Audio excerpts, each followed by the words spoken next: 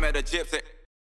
You know, Shaun Palmer, perfect example. Like, dude, imagine being Palmer in his prime. Like, there's nothing that dude couldn't have done in his own mind. Like, he raced a factory Honda at Glen Ellen National. Like, dude, that's so sick. Yeah, and spending time, like, I started hanging out with him maybe like 2012, 13, somewhere in there. Yeah.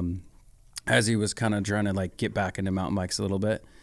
And the amount of confidence that dude has, it makes so much sense on how he's able to do that with so many different types of sports, right? Like, take a really good athlete that's just good at things, right?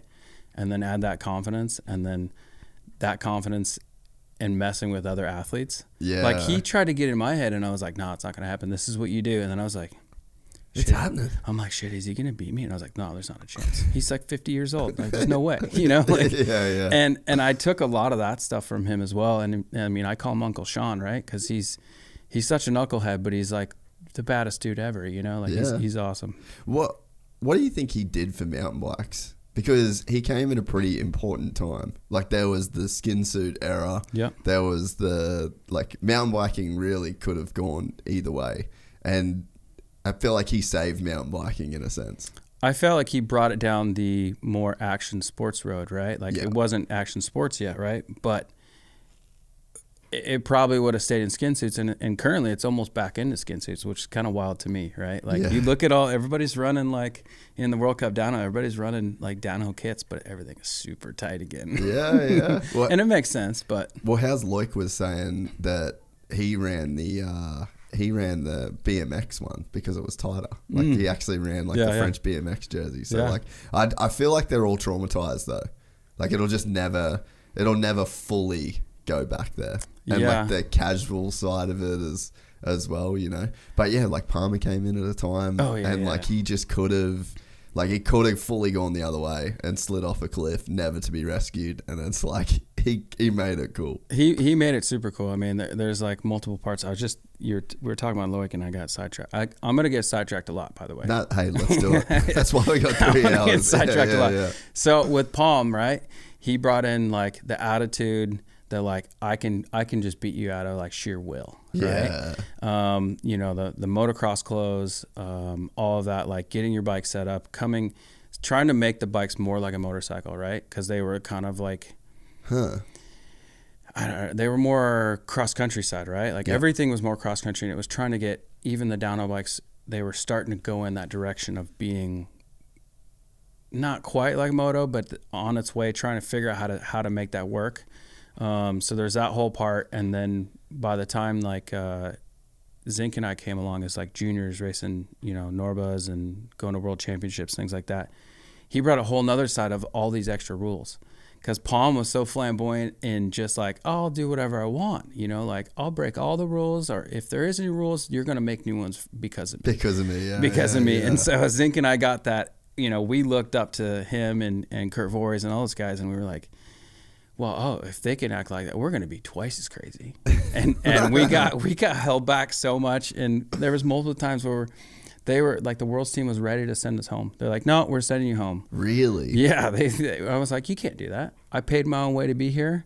They're like, we're going to pull your number. And I'm like, well, go ahead and try.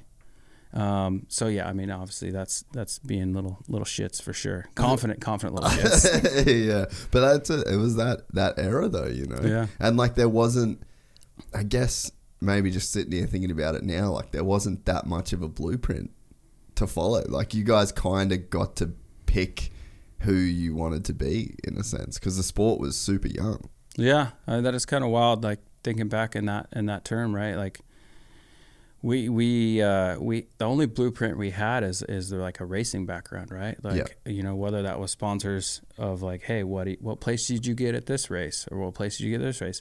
We're like, oh, well, we did that, but then we went to this Freeride event, and then we got a cover of this magazine, and then we went and did you know, film for New World Disorder, and they're like, well, make sure you do this though, and you're like, well, does that really matter? Yeah. And so, I mean, it's kind of wild to think back and go, okay, that wasn't an option for us, but now that all those options are there for all the current riders, right? Current riders, and then also new riders. But blowing it. Somebody's calling me. I thought I turned it off. Dude, same thing just happened to Constant, me before, right? actually. Oh, it's typical. It's my mom. She'll be all right. Yeah. You can flag that one. Yeah. What was the transition like in that period of time with the, like, kind of before they were like downhill bikes? Because so my first downhill bike was like one of the original Intense M1s. Mm-hmm. And that to me, like, before that, I remember Bryn Atkinson had the GT iDrive, mm-hmm. and that was like pretty dope. That was pretty downhilly. But you kind of lived through that transition. And I think like nowadays, man, like even just a enduro bike would smoke that old 100% M1, like not even close. So, but you actually lived and raced through that transition. Was that pretty wild how much those bikes changed in that short period of time? I think that almost a wild, we'll go through like from where I started, because I didn't have much money growing up. I actually raced downhill, dual slalom, and a little bit of dirt jumping on the same bike. That's insane, it was like dude. a 24-inch hardtail. With no, like at first I had an inch of travel in the front, or inch and a half, but it was elastomer. Do you remember elastomers? No. So elastomers are like this little rubber things that they put inside instead of a spring. Yeah, and you could change the rubber. Yeah. Like, they were like different durometers or something like that. I rode that at like, Big Bear, Fontana, all those races until it fell off in the air, and then I drug my chest across the ground for like 20 feet, and I was like, no shit. I think I was maybe 11 or something like that. 10, probably 11, and it's so funny. It was right at the time where, as a kid, right, I was like, I'm 11, I'm like going fast, I'm like hitting airtime, and my fork fell off, and I didn't realize if it fell off until I looked over at my bike, and it was gone, and I was like, my dad comes over and he's like, "You okay?" And I was like, "Oh, okay." And I was like, "Dude, I'm too old to cry, aren't I?" And he's like, "You could cry." And I was like, "I can't." And it was like right. I remember like so specific that it was right at the age that I remember in my head. I was like, "I'm too old to cry. Now. I'm supposed to be a man." It's one of those. So I started with those bikes. And a couple other kids, they were starting to be, like not quite 24-inch downhill bikes. There was one kid that had one, but it was like custom made for him. No shit. And then I got on like, dude, exactly. He would beat me at all the rough tracks. I'm like, come on, man. Yeah, you only beat me because your bike has suspension. Yeah. But I feel like that truly gave me a lot more skills in the beginning. Dude. Until I did get a downhill bike, and then I got like a Ventana 6-inch, like a used bike or something.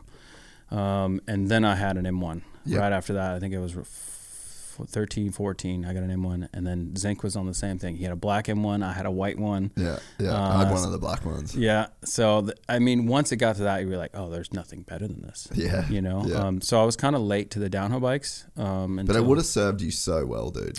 I think it did. I think it's kind of crazy too. A lot of people watch my riding and say like, how are you so smooth? And I think that's because I had to be smooth on a hardtail. For sure. And be conscious of line choice and so on, instead of smash through things. So even to this day, I'm like really kind of smooth for my size, I would say. We're excited to announce the launch of our new membership site, gypsytales.com, packed with exclusive content and perks that you won't find anywhere else. This is your chance to become a part of the Gypsy Gang.